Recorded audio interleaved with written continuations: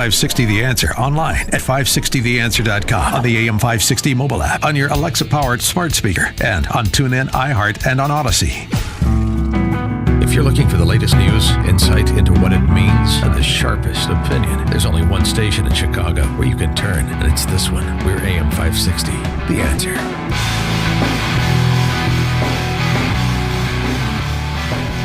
Top of the morning, Dan and Amy. So the representatives from the United States Railroad Unions, they met with P-Butt and team because it turns out, here's a surprise. Yes. That railway workers are getting sick in East Palestine, suffering from migraines and nausea, complaining about the lack of personal protective equipment. But nothing to see here, according to DOT and frankly, Governor DeWine. They don't care whose lives they destroy. And then, of course, on Saturday night, about 5 p.m., another Norfolk Southern train traveling from Bellevue, Ohio to Birmingham, Alabama, derailed near Springfield, Ohio. 28 cars went off the tracks. There was a shelter-in-place order initially, but then Norfolk Southern said that there were a couple of liquid propane and ethanol cars, but none of those derailed, and the derailment is not expected to have any environmental or health impact on the residents of Springfield, Ohio. Yeah, but they still told about 1,000 people nearby to lock in place, stay inside your homes for overnight for a total of 9 hours. Well, they did, out of an abundance of caution, yes. My favorite phrase. And then they lifted that order. And, of course, why wouldn't you believe Norfolk Southern and the Department of Transportation when it comes to things like this? Oh, well, maybe because you have a memory that goes back long enough to 2 weeks ago in East Palestine, Ohio. Oh, yeah. And here's the Ohio EPA director. Nothing to see here, Dan. No release of any chemical or any hazardous material to the soil, to the air, to the water. So everything's fine. Well, we've got this. Maybe that's true, and let's hope that's true, but you can understand why residents and outside observers may be hearing that with a jaundiced ear. For more on all this, we're pleased to be joined by Teresa Mull. She's the assistant editor at Spectator World, and she was on the ground in East Palestine. Teresa, thanks for joining us. Appreciate it. Of course. Thanks for having me. So your time in East Palestine, tell us what you saw and what you learned from residents and officials alike. Yeah, I wrote this in a piece on the Spectator. It reminded me a lot of the beginning days of the COVID pandemic, where there's a lot of mixed messaging, there's a lot of fear, a lot of confusion, and a lot of mistrust. People who live in the country live there for a reason. And I wrote another piece about how historically big government has not really been a friend to small towns. We like to be left alone, and whenever the government shows up, it's not usually for a good reason, and that's exactly what I saw in East Palestine. The people there, especially following the last 3 years since COVID, don't trust the government, more than ever. So what I saw there was just people listening to the media, listening to the government, and taking whatever they say with a grain of salt. And this is a really dangerous thing for our country because whenever, true emergencies happen like this, people don't trust what the authorities are telling them. So it's a bad situation, and those people are afraid about what's going to happen to their town and to their health in the coming years. They have no idea what the implications could be, and they don't trust what the government's telling them. And you mentioned COVID because it's as if they went back to COVID restrictions because high school sports were canceled as a result of this. Right, yeah. So neighboring schools don't want to come to East Palestine. I traveled around with a couple who live just a couple miles from where the derailment happened, and they've been going, driving 20, 30 minutes to a town farther away from East Palestine, and they feel bad about that. They grew up there. This is their hometown, but they're afraid to patronize these small businesses, and they feel guilty, but what are they supposed to do, and this town could very well become a ghost town, and the government doesn't care. They don't care that these people are suffering. Yeah. And so from your time there, what's your sense of how many were staying and how many were going and perhaps going permanently? it was still pretty chaotic whenever I was there. These people were just looking for answers, and Right. a lot of them said, even if I test my water for the next year, I don't trust it. I don't trust even the sources. If they tell me it's safe, I'm still not going to drink it. I'm not going to let my children, my grandchildren drink it. The ironic, sad thing also is that I guess they just raised their property rates, their home values. They just reevaluated that and raised their taxes. And they're saying, can you evaluate again? What are these people going to do? How are they going to sell their property if they want to move? It's really sad, and these people need help. Are there Well, some? that was a question, actually. The whole home value issue was a question that was put in at CNN Town Hall to the CEO of Norfolk Southern. And one woman said straight away, you're going to buy our homes at the pre-disaster market value. And of course, you got a middling answer from the CEO. But is there any sense of what kind of relief or compensation may be coming for East Palestine residents, if any?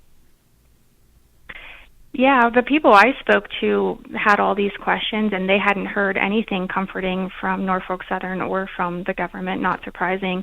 The couple I spent the most time with told me what would give them the most comfort is actually, health care in the future. I guess there's a blood test you can take that can detect very early on signs of cancer, and it's expensive, not surprisingly, but if they were able to get something like that yearly taken care of for them, they deserve that. The least that these people can do is provide them that, a little assurance that, if this does lead to cancer. They made reference to Camp Lejeune, is something Right. I heard a lot from people about, they didn't discover that till 30, 40 years later. Right. And these people have the same fear. So that's the number one thing they were concerned about, is their health. After spending time in the area, did you feel sick at all? Did you have any symptoms, any headaches or sore throat or rashes? I did not. I was in a car a lot of the time, driving around, looking at what had the destruction. I was only there for a handful of hours, and I didn't feel sick, but it was, 2-3 weeks after the derailment. And I guess the initial, 8 hours is whenever, obviously, it was the worst, and there was no sort of lockdown. They said, the people I spoke to said it was pretty nonchalant the morning after and the morning of, and it wasn't until a couple of days later that they kind of put out some warnings to people and told them to take precautions. So, but after that, everybody was already exposed. So, What did you make of the Mr. Burns moment with Mike DeWine and the EPA administrator, where they were, going door to door doing shots of water to show that it's safe? Is that do you think that assuaged any of the fears that you're describing? absolutely not. Yeah, I talked to people about that, and that gave them no sort of confidence. What is that going to prove? It kind of reminded me of Nancy Pelosi, during the height of the lockdown, telling everyone to wear a mask, don't leave your home, putting out all these warnings, and then she went and got her hair done, and while everyone else was shocked, I was like, really? Well, why would we believe you? We have no reason to, do as they say, not as we do, and so nobody believes the parade. And showing off her stash of chocolate bars in her $50,000 refrigerator Right. to keep her company during COVID. Yeah. So right, because of course, we didn't expect, one shot of water was going to make anybody ill, but it's long term. As you're talking about, people don't trust the water supply, and they're worried about, latent manifestation of contamination, and so they're we're thinking about what the prospect of buying bottled water for the rest of my life. Well, that's not viable, and so for people who can't move, they're really in a tough place. Right. Yeah, it's really heartbreaking, and just Biden's lack of concern. He didn't make these people feel as if he cared about them. It's just these people feel forgotten, and there's a good reason why so many of these people voted for Trump, and I think this is a really bad move also for the left and for the Democrats, because their whole handling of this and reaction to it just reconfirmed, why so many people who live in these rural areas do tend to be more conservative and vote Republican. And when you look at the bigger picture, I mean, there have been 4 derailments in Ohio in less than 5 months. Mm-hmm. So obviously the transportation department isn't doing their job. Or Norfolk Southern, or some combination of the two. But you can understand residents thinking like, what's the success rate of Norfolk Southern trains going through Ohio? About 50-50 proposition, or what? I mean, I'm being facetious, but it's that you can understand a couple of weeks after, and one derails last night or over the weekend, I should say, and there's unknown, at least for a time, in terms of whether or not you've got another contaminated site. People must be throwing up their hands. Right, and I know other people have noted this, but if this were to happen in, a populated place in California, or, near a big city where there's more minorities, or, somewhere that has a Democratic leadership or a more liberal populace, this would be such a big deal, and there'd be emergency help and, payouts and things of that nature, I'm sure, immediately. But these are country folk, these are conservative, these are Republicans. So where's the outcry? And this is a feeling I think a lot of rural people have felt for a long time, which is why they are conservative, is that government doesn't care for them. Government doesn't care in general. There's a reason that, these trains go through these rural places, out in the middle of nowhere. If they spill, if they wreck, whatever, it's just the countryside. And so I think this is just going to polarize the country even more, the way that this has been handled or mishandled. Not handled.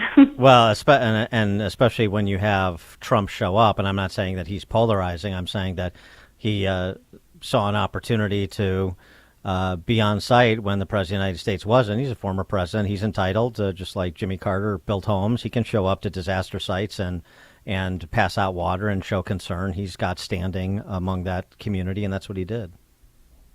Right, yeah, I was there for that. I was driving into town as people were lined up on the streets with flags, so excited to see him, and it did comfort them. He can't do much, but just to show his support for them was really exciting, and the fact that he was thinking of them, and he has such rapport with many people, but especially the people who feel kind of forgotten and overlooked. He made them feel special, and he went to McDonald's, and he hasn't got throwaway. Yes. Right? Yeah. So it was cute, though. I loved it lifted their spirits, I feel like. She is Teresa Mull, that is, assistant editor at Spectator World. Teresa, thanks so much for joining us. Appreciate it. Of course. Thank you again. Thank you, and she joined us on our turnkey.pro answer line. If you're talking about it, Dan and Amy are talking about it. It's Chicago's Morning Answer on AM 560. The Answer. Are you growing your manufacturing team this year and need new employees? Turn to Monarch Technical Services. They've been leading the Chicago staffing industry for manufacturing and engineering since 1987. You'll appreciate their vetting process. They meet every candidate in person to interview and test for specific skills.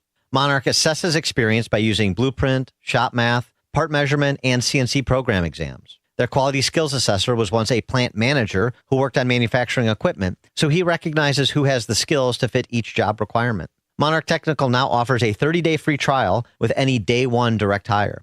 This allows you to make sure direct hire employees are fitting in before fees are paid. And they have a unique payment option which allows the finder's fee to be paid in 6 equal monthly payments. So if you're growing